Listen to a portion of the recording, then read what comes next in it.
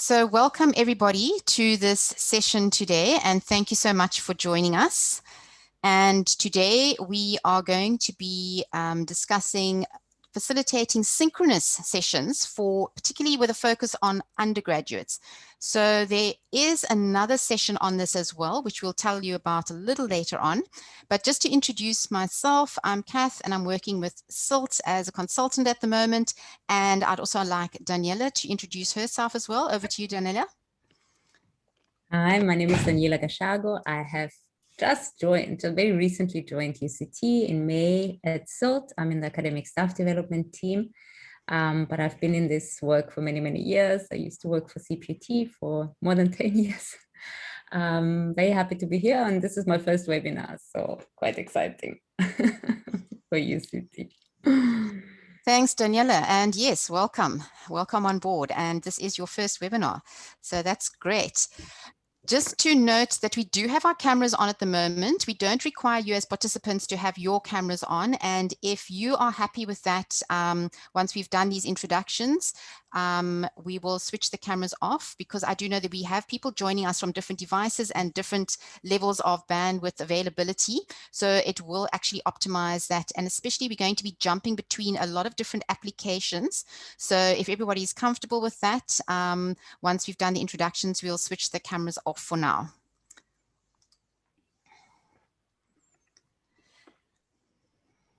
Right, so we're going to get going, and I'm just going to share my screen as a start. Let's get going with this.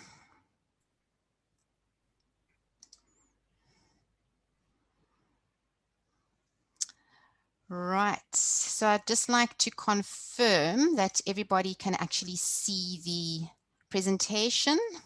Yes. Is everybody able to see that? Yeah. Okay, excellent. Right. So as we mentioned, we are going to be talking about facilitating synchronous sessions, and this in fact is exactly what we are doing right now. We are having a synchronous session. So by virtue of that, what we are going to do in this session is we are actually going to whip through really quickly a lot of different ideas. It's going to be a very participatory session. So we are going to be asking you to do things. So I hope you came along ready to jump into a lot of different environments and to really get involved.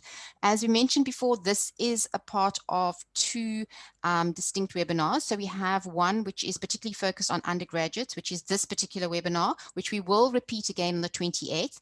And there is the second part to this on the 27th, which is going to focus particularly on the post-grad contexts as well. So the distinction there is usually with the undergrads, you are looking at much larger groups. You have maybe a lot of people in your class, and you're wondering how you're going to be using different tools to actually engage a lot of people at the same time. So hopefully we're going to be giving you some ideas today as to how you can do that and some potential tools that you can use in that regard as well. And then the second webinar, as we said, is postgrad, where usually you have smaller groups of people. The focus might be slightly different. So we'd encourage you to come to that second webinar as well, because it's going to be quite interesting to actually compare the two approaches and the different tools and the different ideas that come out around working with large groups and smaller groups. So just to get going today, we're going to give you an idea of what we're going to go through during this session. As I said, it's going to be quite a lot of information packed into this session. And typically in a synchronous session with your students, we would not be sort of advising you to be using lots of different tools and moving to lots of different environments and getting really busy and going around to different spaces. But the reason why we are doing this today is to try and give you as much idea as possible of different tools and potential different uses of them. And hopefully that will spark some ideas where you can find that you could potentially use this with your students. So today we're basically going to start off with looking at what is online synchronous learning. We are going to touch base with you. As I said, we're going to be eliciting a lot of feedback from you around your experiences of synchronous learning. and your use of synchronous online sessions as well. Then we're going to take a look at when to use a synchronous online session, and then particularly look at planning, because in order to run a synchronous online session, it does take quite a bit of planning. So hopefully if you're going to move between different spaces and tools and things like that, it requires thought beforehand to know exactly what you're going to be doing with those tools. And then we're going to look at some top 10 tips for planning your synchronous online session, and then have a quick wrap up and an overview of some different activities and tools. So just to get started, what we're going to do is we are going to have a quick icebreaker. And up until this point, we've been very focused on the topic of this particular webinar. But what we're going to do now is shift the focus to something which is just about you. So if you had to think about something that you are really passionate about, and this can be absolutely anything. It doesn't have to be something in the UCT context. It doesn't have to be something highly academic, something that you really enjoy.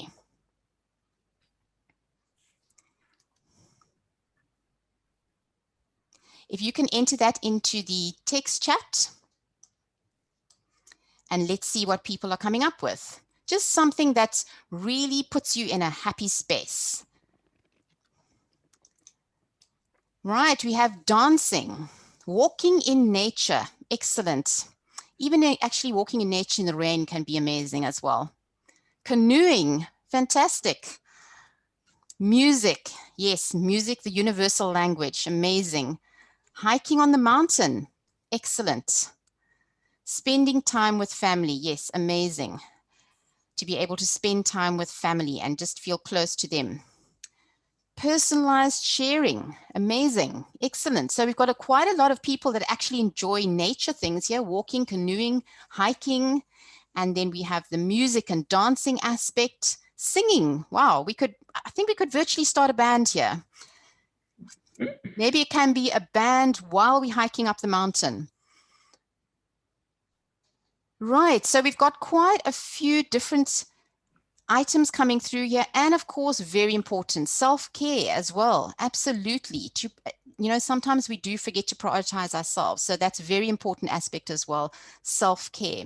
It's lining up really nicely with the family as well. Great. So it's good to be able to think about these things and know that there are things that actually make us happy, and to actually put time aside to actually engage in those things as well. So thanks very much for sharing those.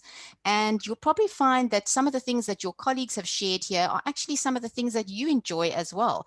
So you'll probably find that we do actually have quite a lot of things in common when it comes to things that we really enjoy. So thanks for engaging in that short icebreaker. And now I'm going to hand over to Daniela, who is going to take us through the next activity. Thanks, Kath. So we are starting now with the synchronous learning content. And just to get an idea of where you are when we talk about online synchronous sessions, and this is slightly different from the last activity, we would like for you to think about how you feel about online synchronous sessions or online synchronous learning, but you can type it, you can prepare it, but do not press enter. Do only press enter when we tell you to. So it's just a slightly different activity, and we'd like you to experience all sorts of activities. So this is called a waterfall. So please, if you could just type into the chat box how you feel about online synchronous learning. I'll give you a little bit of time. And when I say 3, 2, 1, you press enter. So go ahead.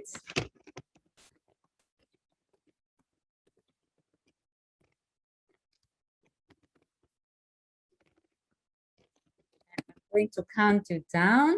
3, 2, 1, go. Fantastic. Wow. Lots of comments coming through. Interesting. So nervous, but also excited, empowering and educational, anxious, terrified. Okay. I know that feeling. Intimidating, to facilitate. Yes, I think helpful, but straightforward. Yeah. Connected. better than asynchronous, but a poor substitute for face-to-face. I want to learn how to do this better as I miss engaging with my students. I think we all feel that way. Anxious. I personally enjoy participating in webinars myself as a student. I'm ambivalent about introducing it. Yeah, I think it is quite scary to facilitate an online session, and it takes a lot of planning and also a lot of capacity to respond quickly to anything that happens. So one gets better with practice, but it is absolutely anxiety inducing if you're new to this. I totally understand it, but thank you. So this was another activity that we often use, the waterfall, that just gives people a little bit of pause to reflect before posting, because sometimes when one just posts in the chat, you get so interested in what other people are writing that you actually don't necessarily think about what you want to write yourself, and also it can impact on what you want to write. So the waterfall is really a nice way of getting feedback from a large class of students without without people worried about what others might think. It's a 1, 2, 3 go, and then all of the comments come up at once. So thank you for that. Thank you for sharing. No, it won't work with 250 students. I mean, it's fun with 250 students. It would be just like a Twitter war, where things come very quickly, but it will be difficult to go through all the comments. Yes, you're right, Sarah. So these are really important comments to think about. And Cass says you can cherry pick the responses. That's true as well. But a Twitter, a waterfall can be quite, overwhelming with too many students. You're absolutely right. Okay, fantastic. Thank you. So, Kath, do you want to go to the next session? Next slide. So we have prepared the first activity in a different space on a Jamboard. Jamboard is a brainstorming mind mapping tool that's part of the Google family. So you can just create, as you would create a Google Doc or a Google Form or a Google Sheet, you can create a Google Jamboard. The link to the Jamboard, Kath, can you put that in, or shall I do that? Let me look for it. I've added it in. Oh, fantastic. Thank you. So there in the chat, you can find a link to a Jamboard. And as we mentioned before, today we will have to move between spaces quite a lot. So apologies if it feels a bit stressful. But if you click on that link in the chat, it should take you to a Jamboard. And on the Jamboard, I can see we already have 2, 4, 5, 6, 7 people. So hopefully we'll see a few more just now. Kath, are you going to share the screen as well for people who are I will do that. I'll swap spaces. Perfect. So we have now 8 people on the Jamboard. So if you haven't worked with Jamboards before, it is a mind mapping brainstorming tool. You've got these little features on your left.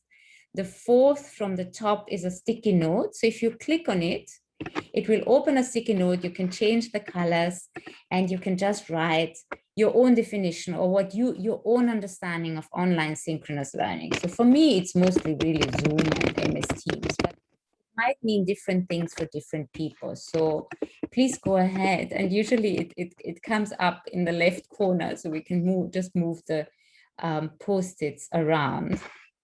Kath has just added a post-it note there. So use the sticky note to make your comments.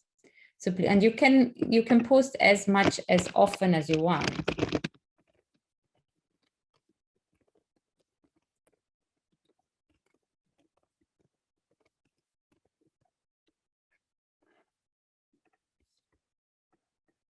Somebody says face-to-face to online, a virtual classroom, interesting, Zooming, currently me talking and the students doing things, yeah, multitasking, okay. Doing the learning activity at the same time, a virtual real-time interactive learning, lovely. Okay, anything else? Vula chat room, WhatsApp group, Zoom, MS Teams, interesting. The closest we can get to face-to-face teaching, yeah, that is true. Anything else? Lovely. So I think I like the focus on, interactive participation, engagement, at the same time engaging. Yes, I think that's what we all really trying to get to a more engaging learning experience for students online. Lovely, thank you so much. Okay, there's another one. Tricky because students don't all have the same connectivity. That is true. So one has to be extremely conscious when you do this and to think about who you exclude, who you include, and whether, you know, it's worth, the inclusion is worth the exclusion, and how you support the students who cannot engage. Very important, that one. And we're going to talk a little bit more about that later. But thank you, that's fantastic. Let's move back. So our next slide, Kat. Okay, I'm just going to swap back to the presentation for you. Yes, so if we can come back to the Zoom room. As I said, today will be a roller coaster between different platforms. I hope we won't lose anybody. But we are back in the Zoom room.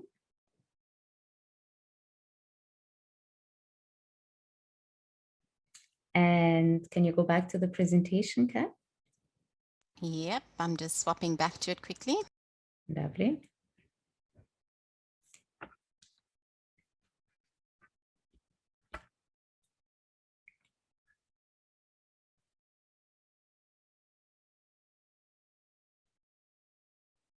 I'm just going to unshare and reshare because it's not picking up. So it's give me 2 seconds to unshare and reshare. So we can see, I mean, from your experience, from your responses, we see that you've already had experiences with online synchronous learning. And another activity we would like you to experience today is breakout rooms. Most of you might have already been in a breakout room today before, but we'd like to give everyone the opportunity to be in a breakout room. So the next activity we'll give you about 15 minutes for that, so a bit less rushed.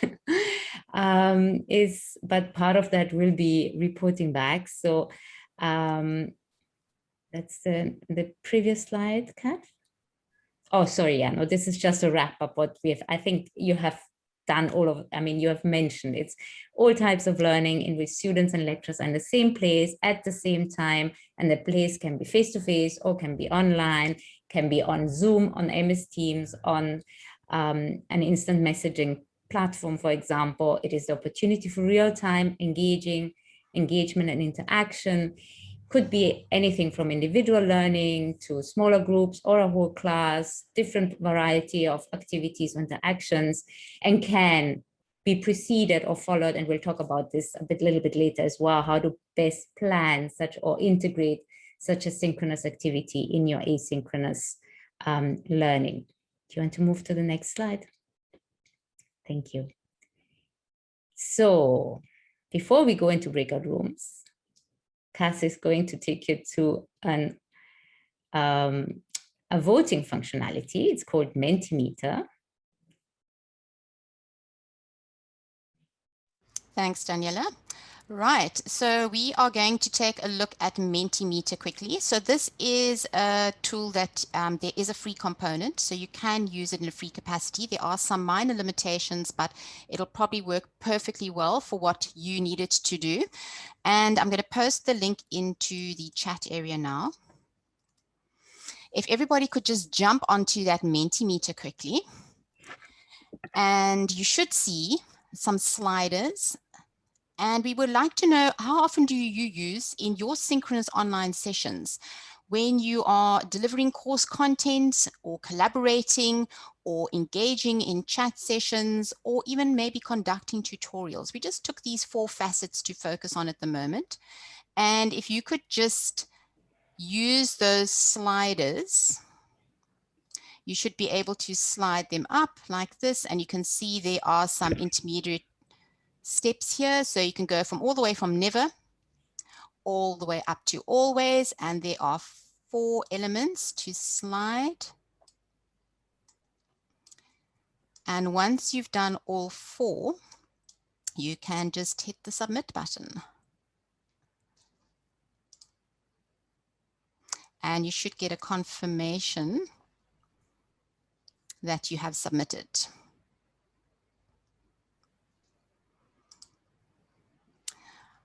right. Has everybody voted? I think what we're going to do in the interest of time, because I see time is moving on quite a lot, we're going to see if we can come back and share these results at the end when we take a look at some of the other tools, because we have quite a lot that we would like to get through. But this was just to give you an experience of actually using Mentimeter and how you can potentially use it, and set up your own quick sort of a voting or polls. And there's quite a few different other question types that you can use. And as I mentioned, there is a free component. So you could go to menti.com and actually sign up for an account and create a quick poll for you. Yes, thanks for mentioning that, Sarah. I see you mentioning Jamboard and Padlet as well. We are actually going to be using, we've just used Jamboard, and we're going to be jumping into Padlet shortly. And yes, they are actually very intuitive items to use, and there are also considerations as to when you would use one versus the other as well.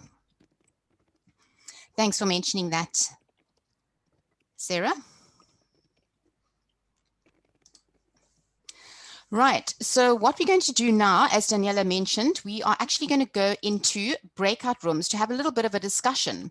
And what we would like you to talk about, we're going to have, we might pare this down slightly, Daniela, we'll just sort of play it by ear, but we did allocate initially 10 minutes to this. And this is one of the other things that you might have to do in synchronous online sessions as well, is be slightly flexible to adapt your activities. Depending on what the feedback is from your participants, you might need to shorten some things, or you might find that there's a lot of interest around something, in which case you have to put a lot of attention and spend more time on a particular activity. So that's why planning is really important, and planning in a way where you can be slightly flexible as to the adaptation of your activities that you're actually going to implement. So we're going to break out into, do you think 3 rooms will be good, Daniela? Yeah, I think so. I'm good. Shall I do the breakout rooms? Yeah, that'll be great. So we're going to pop you into 3 breakout rooms, and we're asking you to discuss amongst your colleagues that you'll find in the breakout rooms with you. What did you use synchronous learning for? What have you used synchronous session for? What worked for you and what did not work? So just thinking around those things, because I'm sure by now in physically distanced learning, you've been through quite a lot of different online sessions and experimented with a lot of different things. So we would like to crowdsource that feedback from you after you've discussed with your colleagues in the breakout rooms what you used it for, what worked, and what did not work. So Daniela, up to you whenever you would like to pop us into the breakout rooms. I have. Do the facilitators want to join the breakout rooms, or should I remove them? I just leave them. I think we'll leave it up to them if they would like to join a conversation. Thanks, Daniela. So I've created 3 rooms, and in each room, there are about 3 to 4 people. So you have 10 minutes. We're going to send you a little message and a minute before, just so you know that you have to wrap up. Enjoy.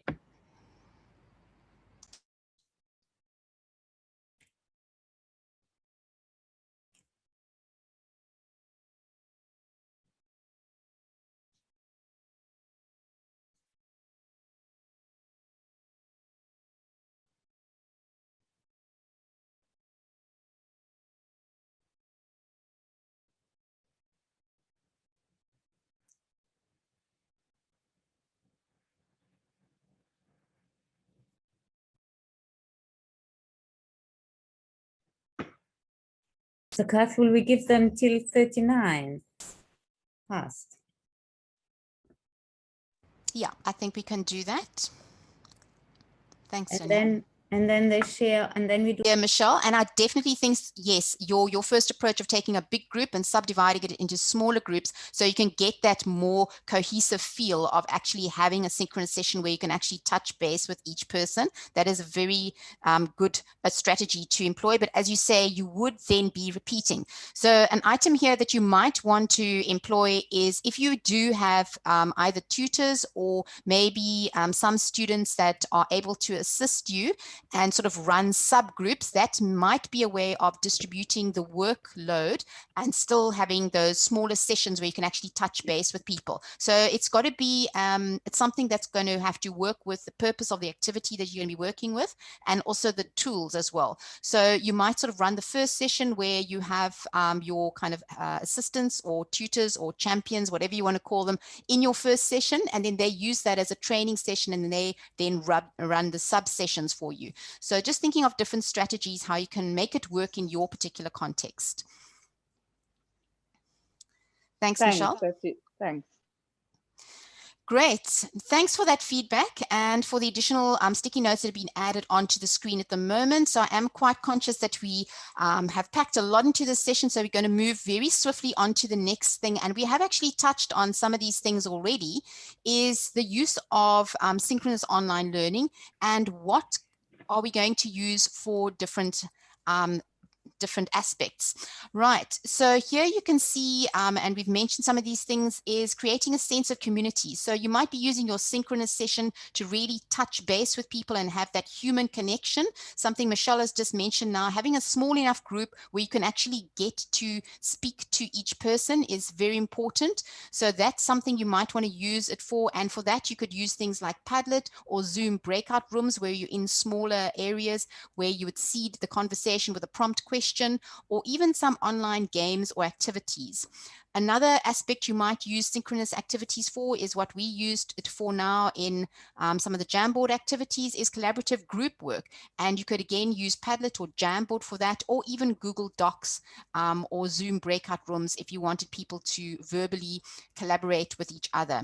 You could also use it as a check-in tool, just to see how everybody is doing. So something similar to what we used at the start of this session, where we had an icebreaker, and then we had a quick check-in with you around your feelings of how you have experienced synchronous online learning.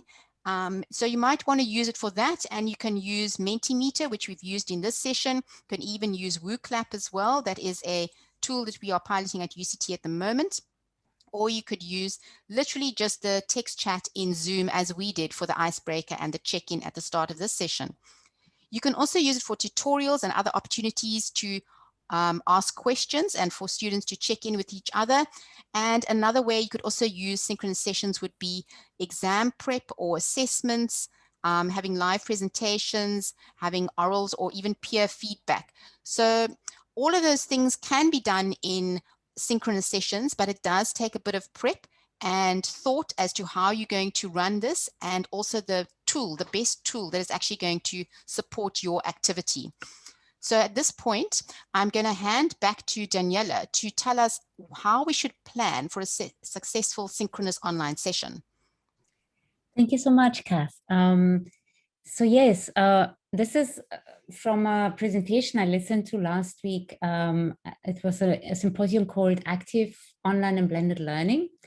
And there was a presentation about synchronous or integrating synchronous in asynchronous learning. And I've just thought that this process makes so much sense. And I guess a lot of us are doing that intuitively, but I found it interesting to just, bring that structure in. So what this presentation shared was that often we can start with a pre-session, so some sort of preparation activity asynchronously, where one would share some sort of sense-making activities, embedded content and resources to prepare students for the synchronous session, and maybe also to ask about students' experiences with certain topics or beliefs or assumptions, just to get a feel about where people are, and then use that in the synchronous session to not necessarily share much content, but to use the time together for an analysis of content or experience or knowledge, for discussion, for critique, question and answers, maybe goal setting, so the expectation, the goals that one wants to achieve, and that would then be primarily synchronous.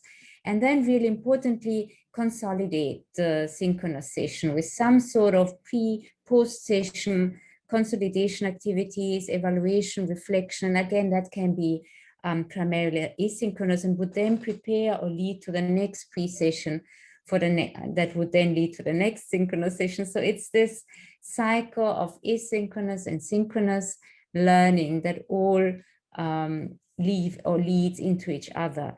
And it can all be facilitated. So the pre-sessions could be a facilitated discussion forum, could be an email exchange, could be some sort of engagement through other tools, a Padlet, as we saw, something to prepare and to just build up knowledge that exists among students. And the synchronous would then also be moderated by a facilitator, and again, the post-session facilitated through discussion forum, individual blogs and feedback,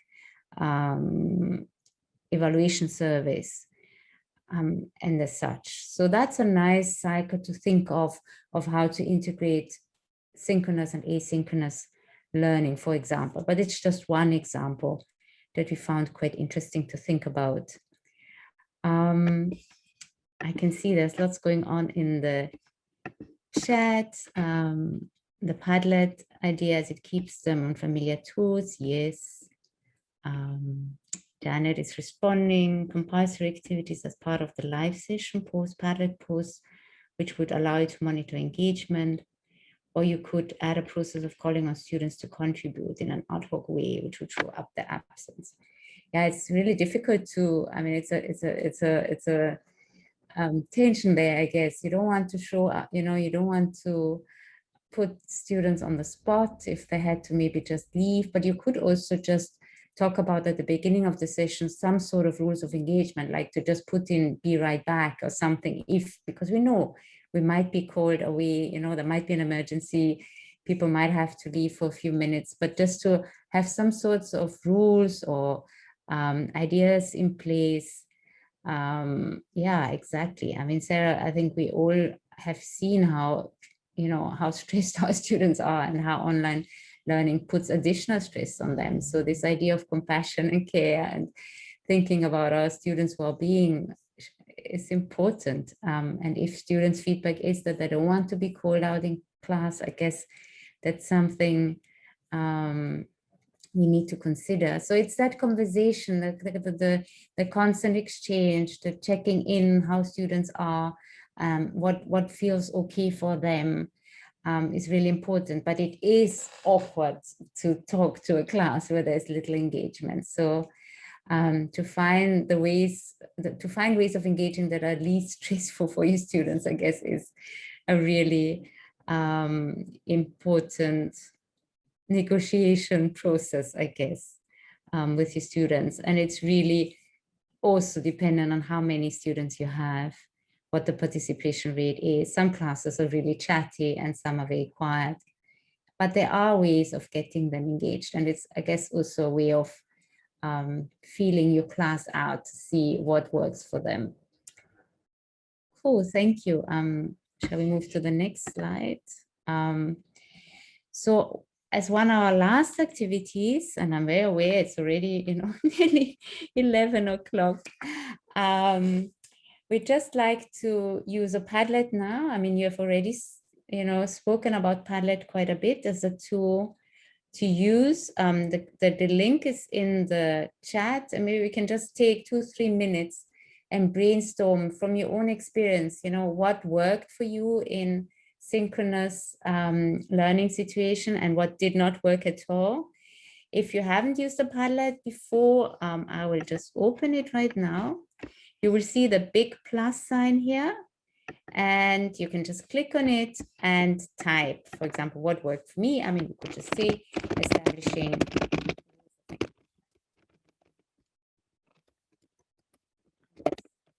maybe also revisit them once in a while to see if anything has changed, but that works for me. So you can just post, you can add something and then move it to either what to do or what not to do. So I'll give you just a few minutes to collect ideas.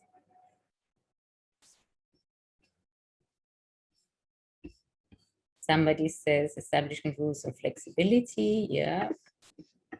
You just click on this plus button and you add a new comment. There's something, oh, nice, flexibility, I love that. Beautiful.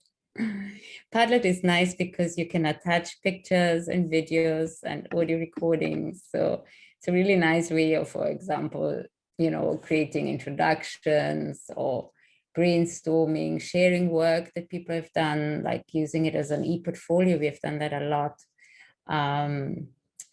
because it's really an easy way and people don't have to log on or create accounts. Have fun, that's important, yes.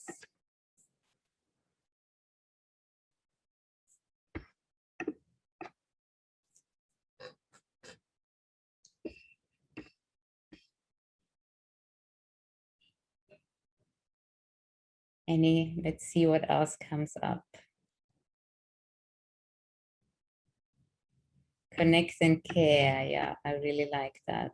The synchronous is really, that works very well for connecting and caring. Thank you for sharing that. Yeah, somebody says don't call and then they run away. Yeah, I can see that happening. Use feedback tools, okay, like Multimeter, Wooclap, Padlet, yeah, to just gauge the, oh, I love that beautiful picture, connecting and caring. Very nice. But your concern about the having participation, you're needing to have people participate, but not scaring them off. So maybe the small groups is the way to go, because I don't know how you feel, but it's always easier to speak in a small group. I'm sure that applies to students too. Yeah, even just a one-on-one, I find that often really works well.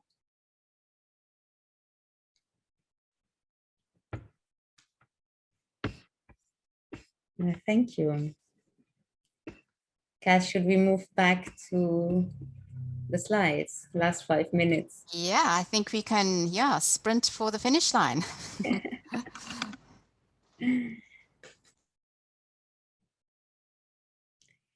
So these are just some tips for planning your synchronous session.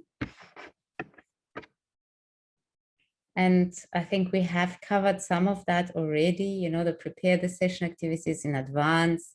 You might want to get support. I mean, it really helps, like, to co-facilitate such a session. So one person can check the chat and share links while the other person talks.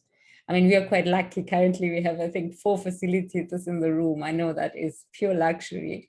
But to have maybe a tutor or a teaching assistant to support you does help.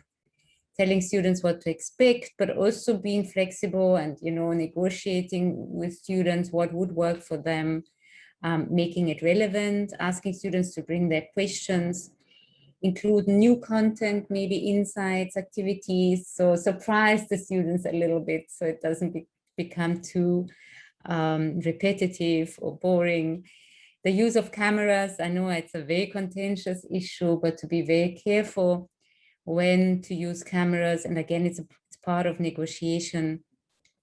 The social check-in at the beginning, to spend some time just to checking on students to see how they are, how they feel, what issues there are, and they bring to class. Give people time to think. Often we feel quite uncomfortable with silence, but it often works, even if you just give students 5 minutes, complete silence to, for example, reflect on something, write something down on their own. It is awkward for us to sit in silence, but it often brings up some really interesting stuff that students can then share. Ask questions, that are provocative, that require students to pick a side. Use synchronous sessions as consultations on one-on-one. So really think about the purpose. What would you like to achieve from the synchronous session? Because we do know that it also is bandwidth intensive. It will exclude some students. It will cause maybe unnecessary anxiety on some students. So really think about why you would use it. Kath, do you want to take over? Sure, thanks, Daniela. So this is just a quick recap of everything that we've actually used within this synchronous session. And as we said at the outset, we weren't sort of modeling best practice within this particular session because we were trying to give you as much exposure to different activities and different tools. So I think in a productive session, you would probably just have a selection of maybe 2 or 3 different spaces or tools and activities. But as you can see from here, we we started off with our waterfall and our icebreaker, where we literally just use the text chat, and then we defined synchronous learning, where we used the Jamboard. Then we jumped into the Zoom breakout rooms, where we chatted with our colleagues around our experiences with synchronous learning. And then we used the Multimeter to just get a bit of a rating scale and a feedback from you as to how you'd used it in different ways. And then we jumped onto the Padlet. We've just come from the Padlet right now, where we talked about tips and tricks, things that can work really well to do and not to do. And you'll see this last thing here, we have a word cloud, and we have not done that yet because we are actually about to do that right now. And we are going to use a tool called Answer Garden. I'm going to pop this into the text chat here. All right. So if you'd like to click on that link, and there's a question there, it says, how I feel now about online synchronous sessions is, how are you feeling now? Let's see what people feel about using synchronous sessions to teach with their students. All right. Optimistic, inspired, excited, less anxious, energized. You can put in as many answers as you would like into the answer garden. Thanks to people who were here and need to hop across to other meetings. Thank you for being here. We do realize we are 1 minute over time. So thank you for being here with us. And for those who are still answering in the answer garden, you may enter as many options as you like, but you can see we have quite a few here. Optimistic, energized. This could be fun, right? This sounds a lot more positive than some of the input that we got at the start of the session. So I'm hoping that we've given you a lot of ideas and you have picked up some tips and tricks, some best practice as to what to use, when to use it. And on the next slide, we'll just like to also draw your attention to the fact that you can also book a consultation if you would like additional help with any of these aspects. I'm putting the link into the text chat at the moment. If you would like to book a consultation where we will be able to provide you more input about activities, tools, ideas, please go ahead and book a consultation with one of the SILT consultants who will actually pick up with you on that aspect. Right, we also have in the text chat a very, very short SILT survey. If you would like to complete that at the end of this session, please use that link that's in the text chat that has been pasted there. And on the screen at the moment, you will see that we do have a couple of resources that we can share with you, and we can send this to you as an email as well. We have a couple of links where we have items to external websites, and we have a few SILT resources as well that give you a few more ideas.